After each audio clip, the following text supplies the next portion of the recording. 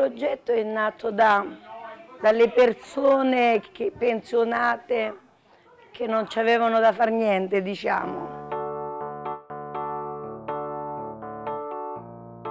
Così ci siamo organizzate tutte le persone anziane e così è nato l'antica sartoria.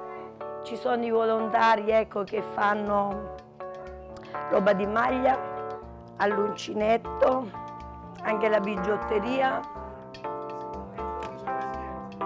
cuciono vestiti e noi con questo, diciamo, con questa roba che fanno i volontari noi facciamo i mercatini e tutto il ricavato va tutto in beneficenza. Io sono felicissima di fare questo lavoro perché voglio dare un contributo alla solidarietà. Siamo partiti che eravamo una quindicina, adesso ne siamo più di 300. Oggi ne sono pochi perché ci sono anche delle persone che lavorano a casa.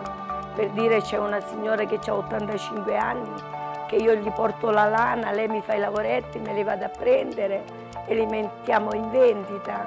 Ecco la Caposardi, questa è la Caposardi, io invece sono mezzo sardo. No, lui è sardo da uomo, è pure bravo. E poi questa cosa, vedi che cosa serve?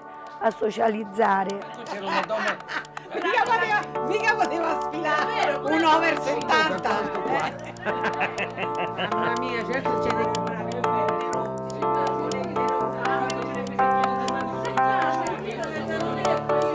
Come si può dire?